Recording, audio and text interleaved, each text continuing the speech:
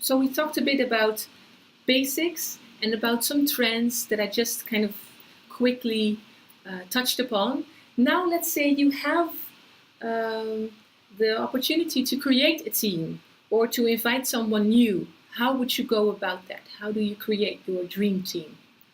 Something to consider, of course, is the task, the length of the task and the complexity. And this might seem very, that's just something that we do.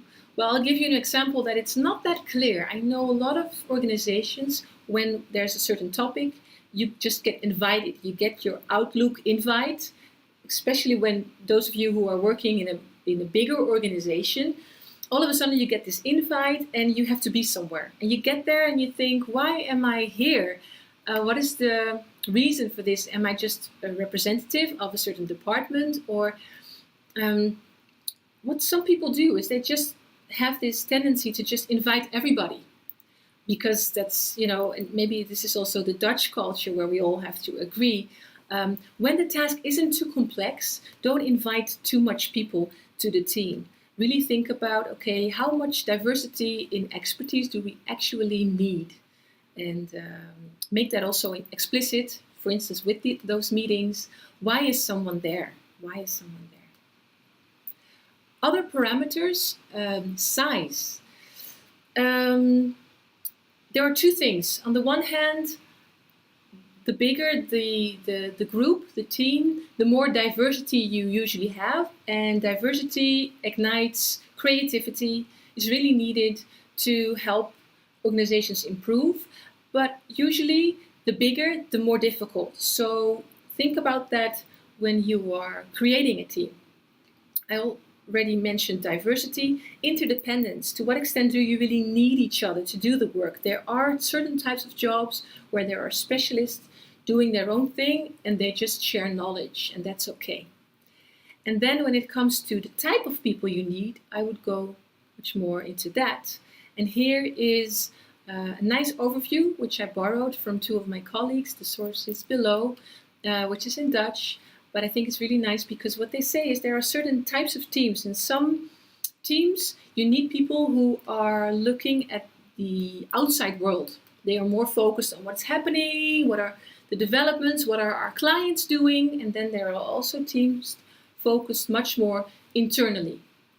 And then there's the combination between relational, so people more focused on each other and their colleagues and the clients in terms of how are they feeling, how are they doing. And then people more focused on the task, just getting things done in terms of work, in terms of analyzing things, the numbers, for instance.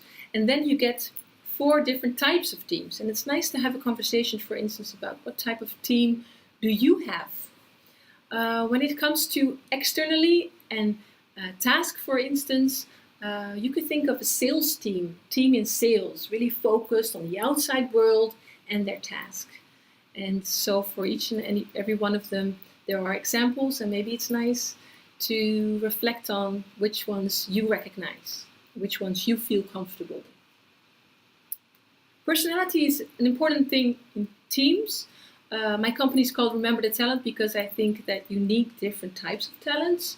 And these are 4 dimensions that I usually address when I work with teams who are kind of getting to know each other or things are difficult.